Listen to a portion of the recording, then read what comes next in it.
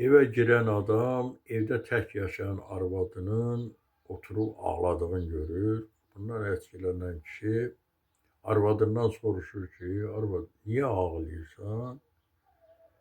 Deyir kişi, mən evdə örpəksiz gəzirəm. Bu evin qarşısında olan ağacda oturan quşlar məni örpəksiz görürlər. Ona görə qorxuram ki, bundan mənə bir günah gələ. Ona görə Allaha yalvarıb ağlayıram. Bundan etkilenen əri arvadı qucaqlayıb alnından öpür ki, onun arvadı bu qədər Allaha bağlıdır. Baltanı götürüb gedir həmin ağacı kökündən kəsib atır ki, bir də quşlar bunu arvadını görməsinlər. Kişi hər gün səhər tezdən işə gedib, axşam işdən qayıdırmış. Bunun gedib qayıtma vaxtı bəlli vaxtlar imiş.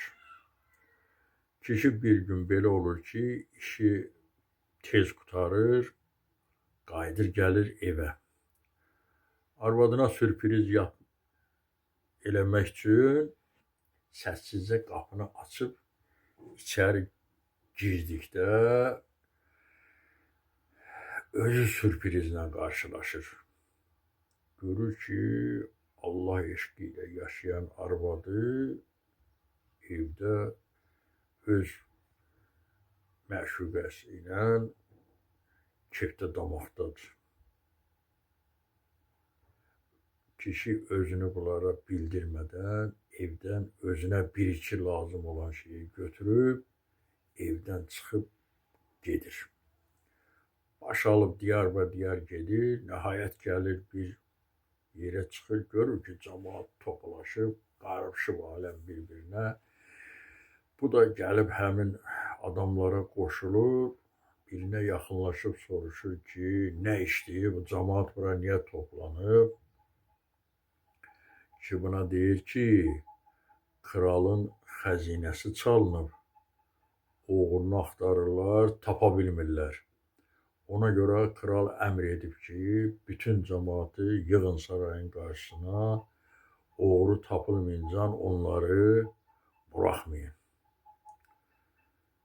Bu kişi görür ki, bu cəmaatın qarma-qarışıq içərisində biri ayaq barmaqlarının üstündə gəzir.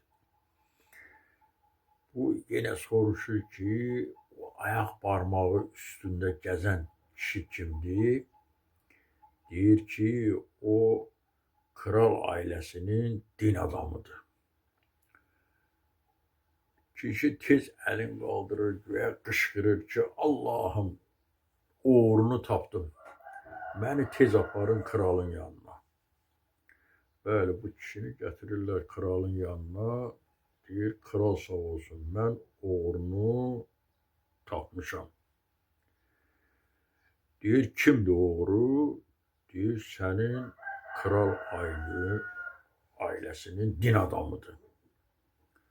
Bəli, bu barmağı üstə gəzən adamı, həmin bu barmağı üstə gəzən adam da özünü Allah adamı kimi göstərirmiş, barmağı üstə gəzirmiş ki, güya bu ayağın bütün yerə basar, özü də bilmədən yerdəki qarışqaları öldürər, günaha batar. Ona görə bu barmağı üstə gəzirmiş. Bu adamı tutub gətirirlər kralın huzuruna. Bunu danışdırırlar, nəhayət boynuna qoyurlar ki, xəzinəni bu aparıb. Kral çox maraqlanır, bu kişidən soruşur ki, sən nə bildin ki, bu adam oğrudur? Deyir, kral sağ olsun. İndi insanların bəziləri özünü din adamı olduğunu o qədər qabardırlar ki, onların arxada gördükləri pis işlər nəzərə çarpmasın. Xalqın malını yeyirlər, talayırlar, Allaha inam altında müxtəlif pis işlərlə məşğul olurlar, amma özlərin reklam edirlər ki, bunlar Allah adamıdırlar.